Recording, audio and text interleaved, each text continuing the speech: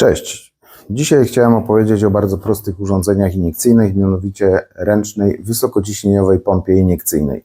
W każdej iniekcji liczy się efekt, to znaczy mamy tą pracę wykonać właściwie, właściwym materiałem, zainiekować jakiś styk roboczy, rysę czy miejsce przecieku. Nie zawsze do takiej pracy konieczne jest zastosowanie bardziej skomplikowanej pompy z napędem elektrycznym, pneumatycznym. Czasami po prostu nie mamy zasilania, nie mamy prądu, nie mamy kompresora.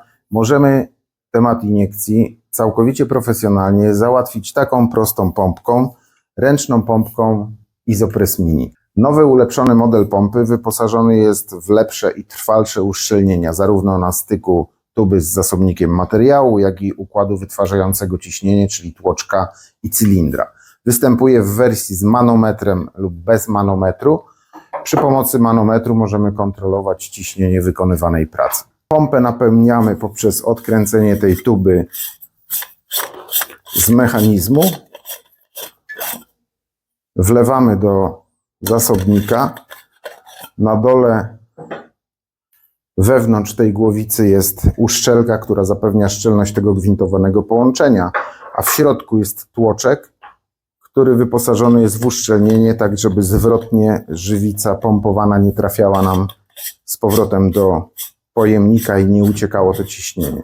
Po dokręceniu pompy w pozycji odwrotnej, czyli mechanizmem do dołu, przystępujemy do iniekcji. Mechanizm wytwarzający ciśnienie to układ tłoczek-cylinder, który działa na końcu tej pompy i każde odciągnięcie dźwigni to jest napełnienie cylindra i wypchnięcie materiału. Po jednym takim cyklu jesteśmy w stanie wypompować 2 cm3. Pamiętając o tym, że pompę trzymamy w ten sposób, to znaczy mechanizm jest na dole, bo grawitacyjnie materiał z tuby wpada w cylinder.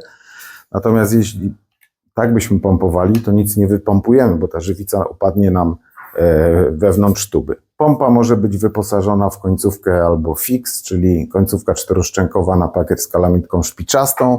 Może być wyposażona w końcówkę z nakładką boczną do pakierów z kalamitką płaską.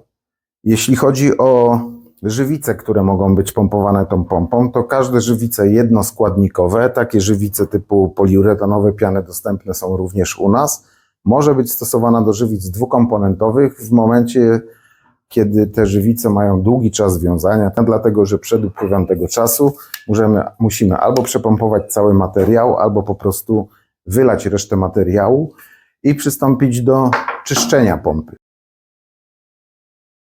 Czyszczenie realizujemy czyścikiem Isopress Pump Cleaner. Taka pompa po użyciu po to, żeby następnym razem za jakiś czas, czasami nieokreślony, na przykład tydzień albo 3 miesiące była zdolna do pracy, to dobrze jest po wyczyszczeniu czyścikiem przepłukać ją olejem i ten olej pozostawić w mechanizmie. Przed następnym użyciem przy pomocy tego samego czyścika ten olej wypłukujemy i możemy tą pompę użyć powtórnie. Reasumując, przy pomocy pompy Isopress Mini możemy wykonać pracę jak najbardziej profesjonalnie. Możemy to wykonać bez dostępu do mediów zewnętrznych, do zasilania elektrycznego bądź pneumatycznego i przy niewielkich iniekcjach jest to bardzo przydatne urządzenie. Dziękuję.